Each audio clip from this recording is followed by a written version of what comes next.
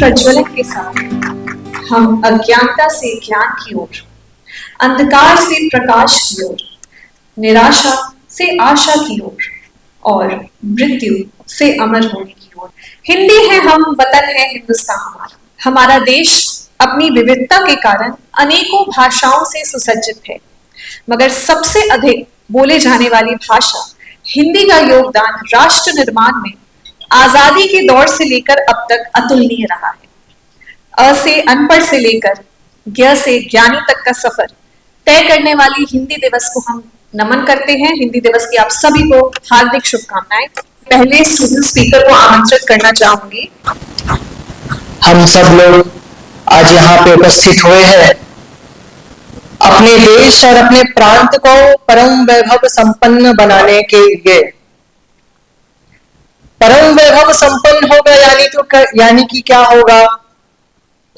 हमारे देश के सुप्रसिद्ध कवि मैथिली शरण गुप्त हो गए। उन्होंने कहा, भूलोक का गौरव और प्रकृति का पुण्य लीला स्थल कहाँ, फैला मनोहर गिरी हिमालय और गंगा जल कहाँ, संपूर्ण देशों से अधिक किस देश का उत्कर्ष है, उस काल की जो ऋषि भूमि, हाँ वो अमृत भारतवर्ष है। इससे पुरातन देश विश्व में क्या और है, संसार को हम ही ने ज्ञान दक्षिणा दान दी, आचार्य की, व्यवहार की, विज्ञान की। एक महान व्यक्ति का कहना था कि देश के युवाओं को आगे आकर के देश का भाग्य विधाता बनना चाहिए। और आज यही युवाओं ने भारतवर्ष एवं भारतवर्ष की सक्षमता को देख करके, आत्मनिर्भरता को देख करके उनको ऊर्जा मिली जब उन्होंने चंद्रयान को अंतरिक्ष में जाते हुए देखा, जब उनको ऊर्जा मिली हाल ही में हुए ऑपरेशन सिंदूर में आकाश एयर डिफेंस सिस्टम को जंगे मैदान में देखा। 1.5 लाख से भी अधिक स्टार्टअप भारतवर्ष में युवाओं के द्वारा निर्मित किया है, जो भारत को आत्मनिर्भर बनाने के रास्ते में अग्रसर कर रहा है। भारतवर्ष आज 39वें स्थान पे वर्ल्ड इनोवेशन इंडेक्स में है, और ये सब केवल मात्र हमारे देश के प्रतिभाशील युवाओं के द्वारा ही संभव हो पाया है। लेकिन इस भाग दौड़ की जिंदगी में, आधुनिकता की जिंदगी में आज हमारा सब कुछ दांव पे लगा हुआ है। जंगल, जमीन, वायु, पक्षी, आदिवासी और निवासी भी। हम हनन करते करते इतने भीतर चले गए कि हमने अपनी मातृभूमि का ही हनन कर डाला। इसका सर्वप्रथम उदाहरण हाल ही में हुई उत्तरकाशी का हमें दिखाई देता है। लेकिन इस आधुनिकता के दौर में मेरे मन में एक चिंता है, लेकिन इस आधुनिकता के दौर में कहीं हम अपनी संस्कृति को भुला ना बैठे। इसीलिए राष्ट्र शिक्षा नीति के द्वारा हम ऐसे युवा पीढ़ियों का निर्माण कर रहे हैं जो कि आधुनिकता के साथ तो अवश्य बढ़े, लेकिन अपनी संस्कृति, अपने जीवन मूल्यों को भी लेकर के भारत एवं संपूर्ण विश्व में जाए। किसी भी राष्ट्र का निर्माण करना है तो हमें उसको, राष्ट्र को समझने की भी आवश्यकता है। राष्ट्र का अगर निर्माण करना है, हम किसी की मूर्ति बनाने चले हैं, लेकिन मूर्ति किसकी बनाना पता नहीं, तो उसके स्थान पे कुछ और ही निर्माण हो जाएगा। इसलिए सर्वप्रथम हमें अपने राष्ट्र को भी समझना होगा। क्या कोई देश का निर्माण कोई कारखाने में या फिर बड़ी जनसंख्या के आधार पर करना संभव है? अगर वास्तव में हमें राष्ट्र निर्माण करना है तो हमें व्यक्तियों का निर्माण करना होगा, मैन मेकिंग नेशन बिल्डिंग। लेकिन उसके लिए पहले खुद का निर्माण करना आवश्यक है, बी एंड मेक। क्या एक नीति, सरकार, विचार, महापुरुष, उसके द्वारा हमारे भारतवर्ष का एवं बिहार का भाग्य परिवर्तन हो सकता है? वो सब सहायक कब होंगे? जब इस पे अंकुश रखने वाला समाज इस पे कार्यरत होकर के कार्य करेगा। अपने देश के अंदर सर मानवेंद्र रॉय ने भी कहा कि जब तक सामान्य नागरिकों का सद्गुणों का स्तर हम ऊपर नहीं बढ़ा देते, तब तक इस देश के अंदर कोई भी भला काम करना संभव नहीं है।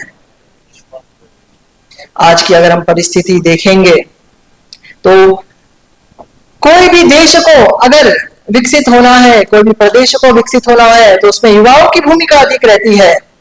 भारत का स्वतंत्रता संग्राम से लेकर के 1975 में भारतवर्ष में पुनः लोकतंत्र की स्थापना करने तक कौन थे? युवा ही लोग थे।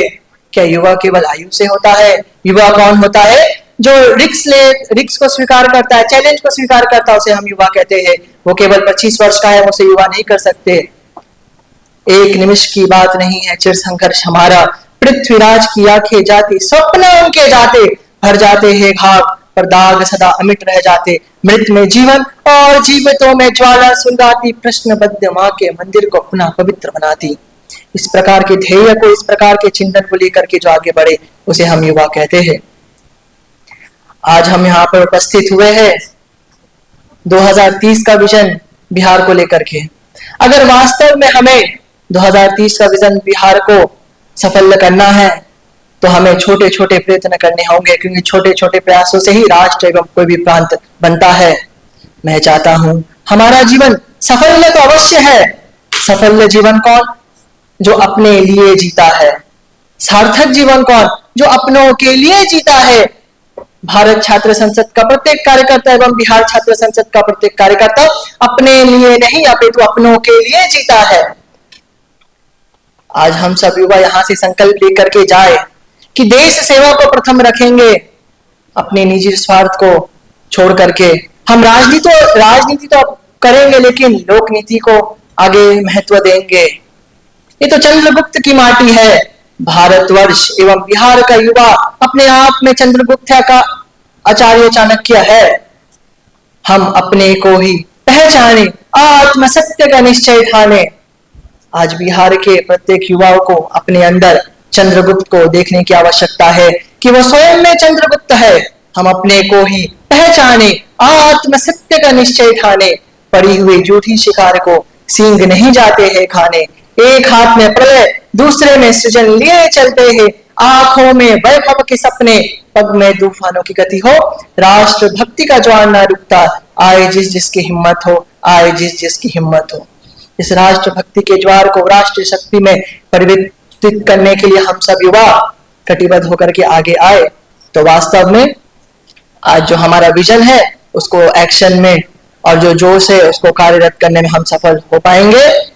बस इतना कहते हुए मैं अपनी वाणी को विराम देता हूँ। भारत माता की जय। हर्षवर्धन, आपका उत्साह अतुलनीय है। हमारे अगले स्टूडेंट स्पीकर हैं अभय कुमार जी। कृपया मंच पर आए, तालियों से इनका स्वागत करेंगे। सबसे पहले नमस्ते साथियों सभी को। मैं कटिहार से अभय माही आज और सबसे पहले धन्यवाद देना चाहता हूं बिहार छात्र संसद को, जिन्होंने मन में पनपते हुए सवाल को, जो बच्चों के मन में या किन्हीं के भी मन में पनपते तो हैं, बनते तो हैं, लेकिन उनको रखने का या प्रेषित करने का कोई मंच प्रदान नहीं होता है। आज जो माहौल है देश में, समाज में, बस लोग सुनाने का काम करते हैं, सुनने का काम नहीं करते हैं।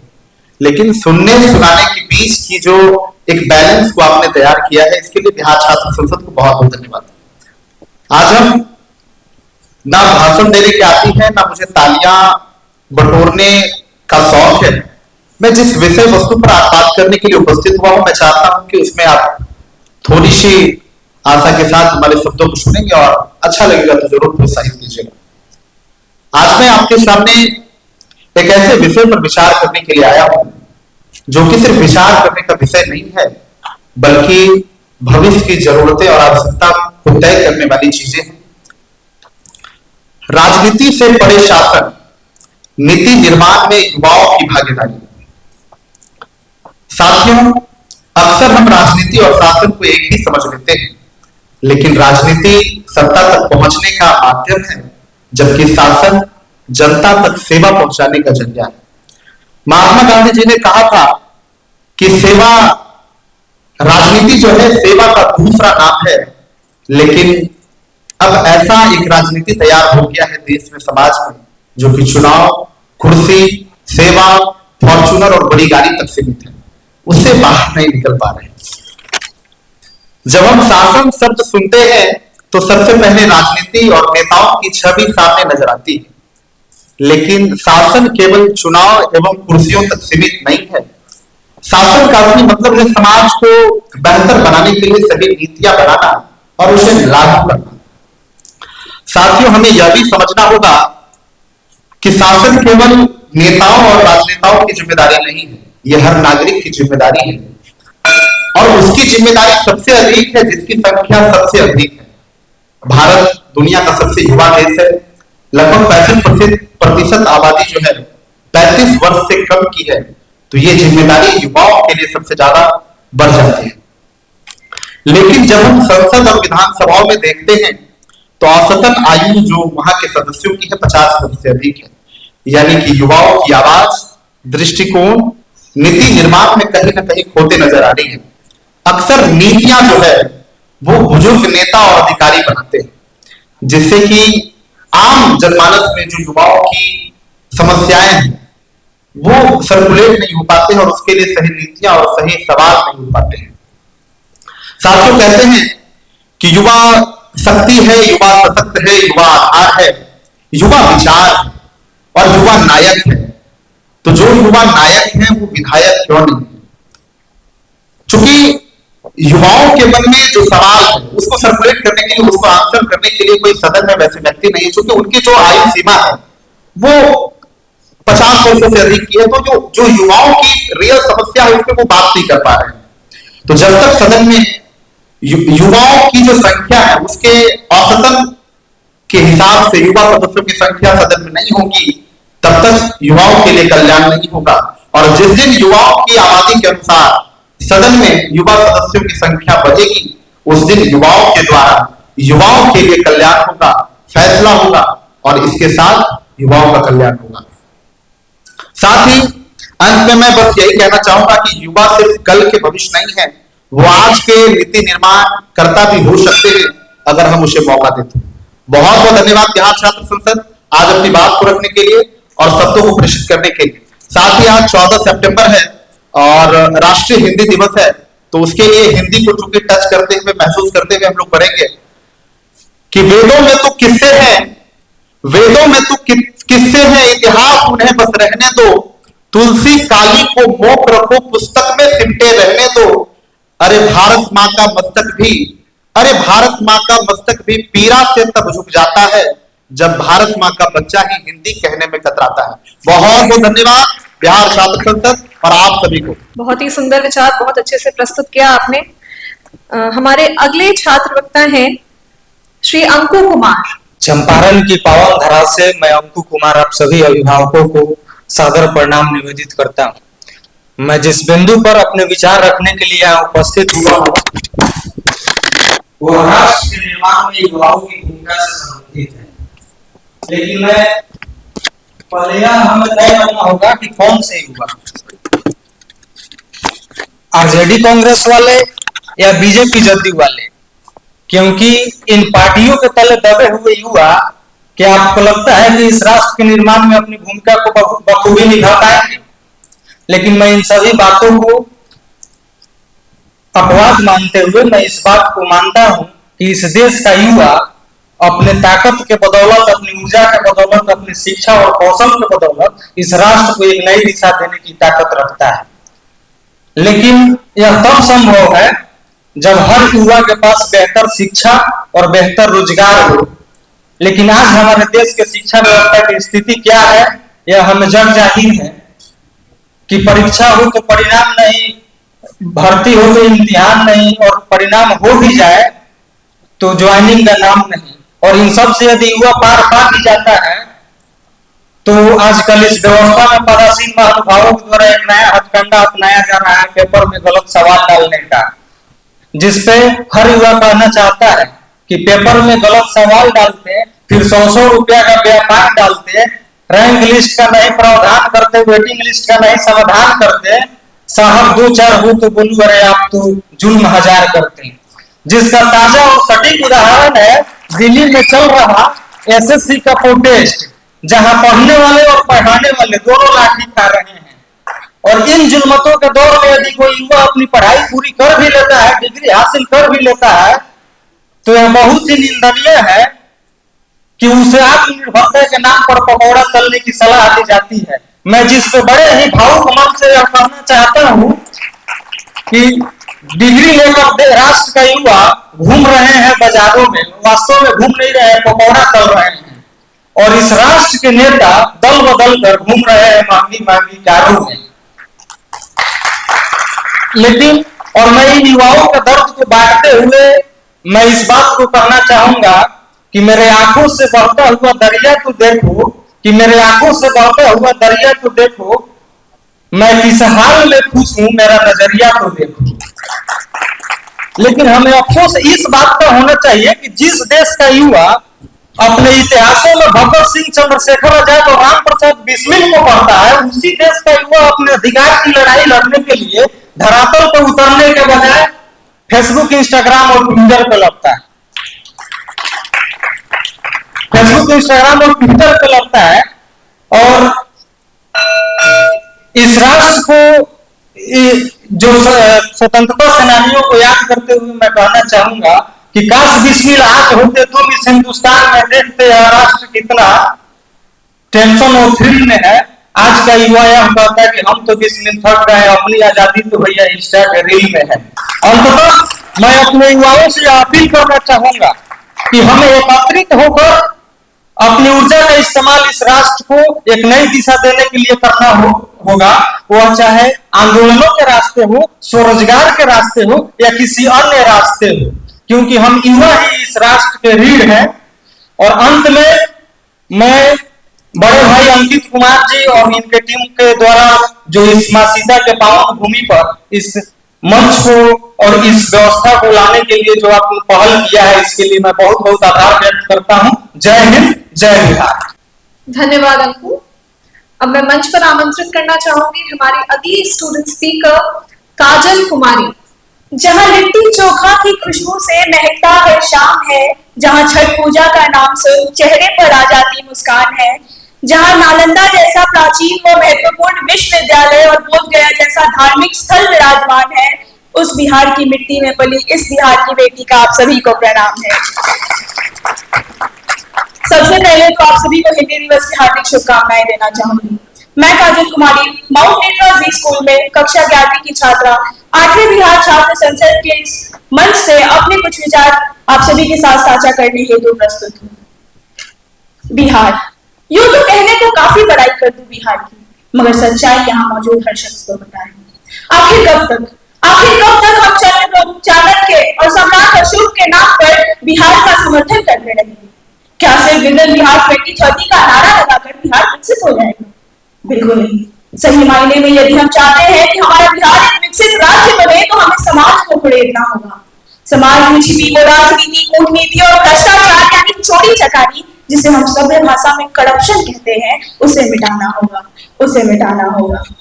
तो आज उन सफेद पोशों से उन नेताओं से मेरा प्रश्न है कि यदि बिहार सबसे ज्यादा IAS IPS का उत्पादन करता है, यदि बिहार अच्छी संख्या में इंजीनियर्स देता है, तो आखिर क्यों हमारे बिहार के युवाओं को अपना प्रदेश छोड़कर विदेश व अन्य प्रदेशों में पलायन करना पड़ता है?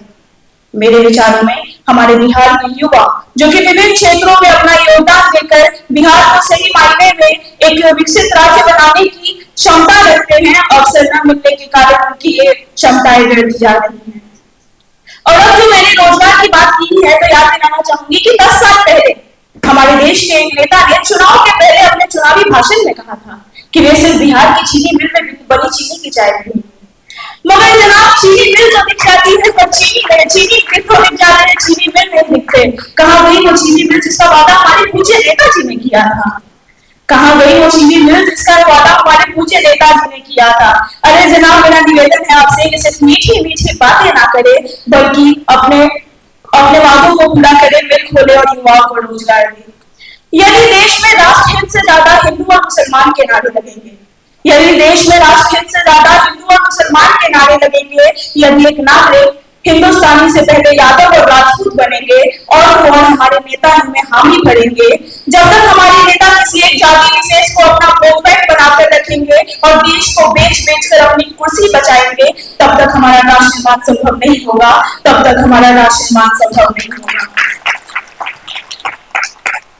युवा संसद में किसी ने बहुत ही अच्छी बात कही थी, उसे मैं यहाँ बिहार छात्र संसद में भी रखना चाहूंगी। तो उन्होंने कहा था कि जब तक एक नागरिक नैतिक रूप से सटीक, शारीरिक रूप से भ्रष्ट, मानसिक रूप से दिवालिया, धार्मिक रूप से अंधा, राजनीतिक रूप से गंदा, स्वैच्छिक मानमूल्यों के आंकड़ों में चिन्ह चिन्ह में बंधमयी अखंड भारत को खंड खंड करता रहेगा, तब तक हमारा राष्ट्र निर्माण संभव नहीं होगा।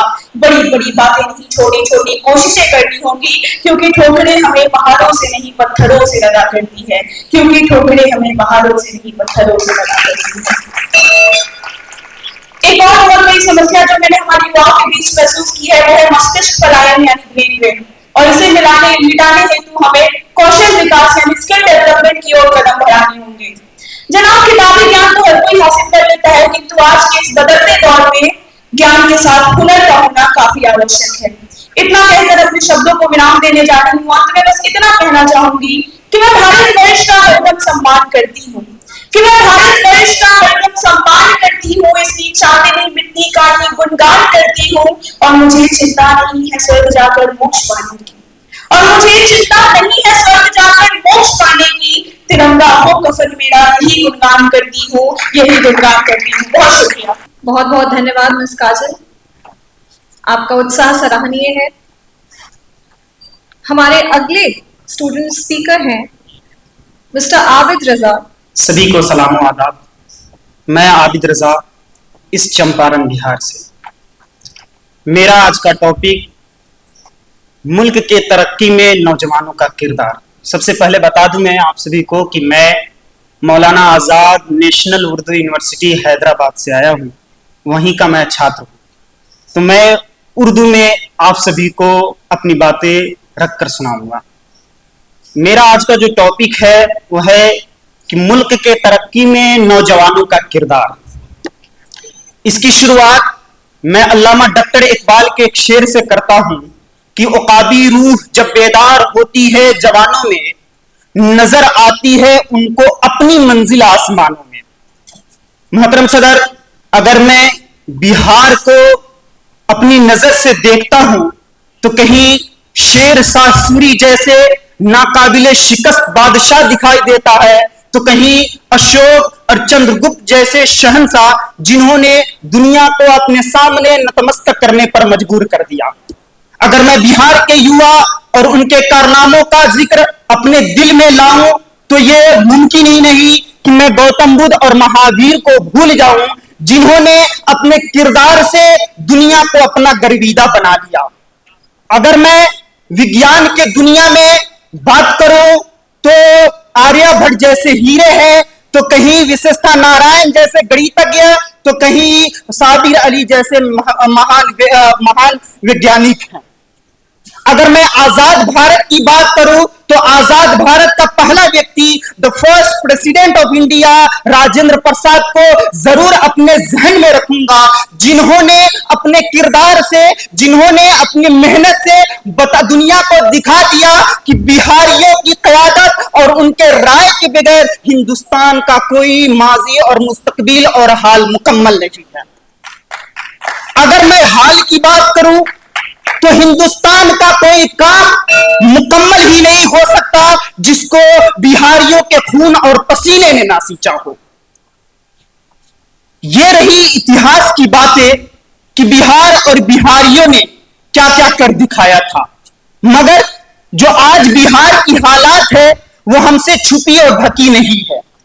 आज युवा शारीरिक रूप से विकसित तो है मगर मानसिक रूप से नहीं। उन्हें वो हुनरमंद तो है लेकिन उन्हें अपने हुनर को दुनिया के सामने प्रस्तुत करने का मौका नहीं मिल पा रहा है। आज जब हम अपने प्यारा बिहार को देखते हैं तो मालूम चलता है कि हमारा बिहार कहीं सैलाब की मार झेल रही है, तो कहीं फसलें बर्बाद हो रहे हैं, तो कहीं पेपर लीक होने के मसाले आम हो रहे हैं।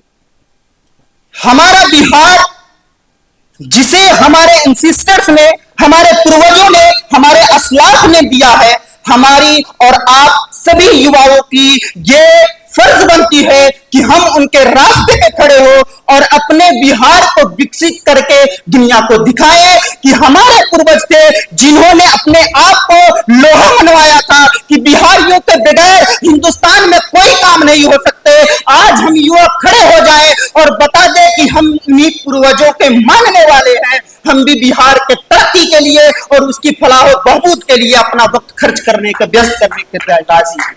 इन्हीं चंद बातों के साथ मैं अपने गुफ्तगू को खत्म करता हूँ। हिंदुस्तान जिंदाबाद, बिहार पाइंदाबाद। धन्यवाद आबिद, बहुत ही शानदार अभिव्यक्ति। साथ ही हमारे बीच हमारे अन्य सम्मानित अतिथिगण जिस तरीके से आ रहे हैं, मौजूद हो रहे हैं, उनका हार्दिक अभिनंदन एवं स्वागत। अब मैं बुलाने चाहूंगी हमारे अगले student speaker mister Himanshu Kumar. जब सत्ता गूंगी और सिंहासन बहरा हो जाता है और कलमों की आजादी पर भी पहरा हो जाता है, तो अंतर आ ही जाता है शब्दों की परिभाषा में। तब युवाओं को चिल्लाना पड़ता है अंगारों की भाषा में। बिहार की गौरवशाली गाथाएं सुनाई जाए तो शब्द भी कम पड़ जाए। बिहार ने नालंदा और तक्षशिला जैसे विश्वविद्यालय दिए। अनेकों स्कॉलर ने लिखा, if knowledge had a capital it was Bihar. किंतु नॉलेज ऑफ कैपिटल से परिवर्तित होकर आज बिहार लेबर ऑफ कैपिटल बन गया। कोरोना महामारी में बड़े पैमाने पर श्रमिकों की घर वापसी हुई। बिहार सरकार की स्किल मैपिंग अभियान ने लौटे श्रमिकों में प्रतिभाओं की अविश्वसनीय विविधता को देखा। आंकड़े बताते हैं कि लगभग 34% कौशल निर्माण में निपुण थे। वहीं बड़े पैमाने पर बिजली और सिलाई जैसे कार्यों में निपुण थे, जिससे इस बात की स्पष्टता होती है कि वह अब उन लोगों की भीड़ नहीं है। वो ऐसे लोग हैं जो बिहार को नई दिशा व दशा दे सकते हैं। बस आवश्यकता है कि सरकार मुफ्त राशन, बिजली और मुद्रा जैसे चीजों से हटकर कारखाने लगाए, रोजगार के नए अवसर उत्पन्न करें, क्योंकि बिहार के पास आज सबसे अत्यधिक युवा वर्ग के लोग हैं। युवा क्या है? युवा उम्र नहीं है, युवा एक सकारात्मक सोच है। युवा एक मत वाले हाथी के तरह निरंकुश, तूफानी वर्षा की तरह प्रबल प्रचंड, उज्जवल प्रभात की शोभा, संध्या की बेला, चंद्रमा की शीतलता, जो जेठ की तपती दोपहर की ताप और ज्वालामुखी से दगती आग होती है। किंतु अगर इन्हें नकारात्मक दिशा मिल जाए तो कभी दिल्ली की सड़कों को टायरों की कालिकों से पोत देती है या अपनों की लहू से सड़कों को लाल कर देती है। हमारे पास कर्मठ व मेहनतशील युवा है। आवश्यकता है बिहार छात्र संसद जैसे मंचों की तो जामवंत की भूमिका निभाए और युवाओं को याद दिलाए कि कवन सो काज कठिन जगमाही जो होए नहीं तात तुम पाही। आखिर वो कौन सी वजह थी कि जब पंजाब और हरियाणा जैसे क्षेत्रों में बाढ़ आती है तो पूरे देश एक हो जाती है। वही बिहार जब आज भी डूबा हुआ है तो कहीं ट्विटर पर ट्रेंडिंग भी नहीं आ पाता है। क्या बिहार अशोक सम्राट के वो वंशज है जिन्होंने पूरे दुनिया को अपनी ताकत का लोहा मनवाया था? आज बिहार बाढ़, नरसंहार जैसे चीजों में उलझा हुआ है और पूरे विश्व जो प्रगति हो चुके हैं उनके पीछे व्यस्त है। हमें बिहारियों को उनके गौरवशाली अतीत के साथ साथ यह भी पढ़ाने की आवश्यकता है कि आखिरकार अतीत की वो कौन सी गलतियां थी जिसकी सजा आज हम भोग रहे हैं। हमें उनमें सुधार करने की आवश्यकता है। अतीत से वर्तमान सही नहीं होता, अतीत से सीख ली जाती है। अतीत हमें इसलिए पढ़ाया जाता है कि हम उनसे सीख ले सकें, उनके गौरवान भी महसूस कर सकें, लेकिन जीने के लिए हमें वर्तमान सही चाहिए और वर्तमान युवाओं के हाथ में है। हमें जातीय धर्मों से हटकर बिहार के राज्य के विकास हेतु कार्य करने की आवश्यकता है। हमें अतीत से सीख लेते हुए ही एक नए बिहार की निर्माण करने की आवश्यकता है। मैं अंत में इतना ही कहूंगा, यदि सूरज जैसा बनना है तो सूरज जैसा जलना होगा, नदियों समान आदर पाना है तो पर्वत छोड़ निकलना होगा। हम आदम के बेटे हैं, हम क्यों सोचे राह सरल होगी। हम आदम के बेटे हैं, हम क्यों सोचे राह सरल होगी। हर एक समस्या की हल होगी, आज नहीं तो कल होगी। जय हिंद, जय बिहार। धन्यवाद। ये कहना मुश्किल होगा कि आप सब स्टूडेंट स्पीकर्स हैं, इतने परिपक्व विचार इस उम्र में, ये बहुत सराहनीय है और बिहार को और देश को ऐसे छात्रों की, ऐसे युवाओं की सख्त जरूरत है। इसके साथ में हमारे अगले स्पीकर को बुलाना चाहूंगी। हमारे साथ मौजूद हैं मिस्टर अभिषेक पासवान, जो कि ईस्ट चंपारण से बिलोंग करते हैं और बीटेक की पढ़ाई कर रहे हैं। बुद्ध की कर्मभूमि, गुरु गोविंद सिंह की जन्मभूमि, महावीर की शांति की भूमि, सम्राट अशोक की क्रांति की भूमि, जयप्रकाश नारायण, बाबू जगजीवन राम, जननायक कर्पूरी ठाकुर के आंदोलन की सरजमी एवं दशरथ मांझी के प्रेम की भूमि पर जोश और उत्साह से भरे युवाओं के इस सैलाब का हार्दिक अभिनंदन करता हूं। नमस्कार, मेरा नाम अभिषेक पासवान है और मैं महात्मा गांधी के कर्मभूमि चंपारण मोतिहारी से हूं और दिए गए विषय प्रतिभा पलायन या अवसर पलायन पर अपने विचार प्रस्तुत करने जा रहा हूं। आज आज बिहार बेरोजगारी, पलायन और अवसर की कमी जैसी चुनौतियों से जूझ रहा है। हमारे बिहार के युवा न सिर्फ योग्य हैं बल्कि हर क्षेत्र में आगे हैं। इसके बावजूद अपने ही क्षेत्र में अवसर न मिलने के कारण पलायन को मजबूर है। चाहे प्रशासनिक सेवाएं हो अथवा IIT से लेकर खेलकूद, उद्यमिता, विज्ञान, हर क्षेत्र में हमारे युवाओं ने अपना परचम लहराया है। मगर अफसोस आज भी पलायन जारी है और ये हमारे राज्य के लिए एक बहुत ही चिंता का विषय है। बिहार में पलायन का एक सबसे बड़ा कारण बिहार के महाविद्यालयों, विश्वविद्यालयों की बदहाली स्थिति भी है। खास करके बिहार का तकनीकी महाविद्यालय, बिहार इंजीनियरिंग, जहां का खुद भी मैं छात्र हूं। बिहार इंजीनियरिंग की स्थिति आज किसी से परिचित नहीं है, जहां से अच्छे इंजीनियर, प्रोफेशनल्स और वैज्ञानिक निकलने चाहिए थे, आज वहां से बेरोजगार इंजीनियर निकल रहा है। सरकार को इन चीजों पर ध्यान देनी चाहिए। यहाँ के शिक्षक न सिर्फ अभी मनमानी करते हैं बल्कि छात्रों को, आवाजों को हमेशा दबाते नजर आते हैं।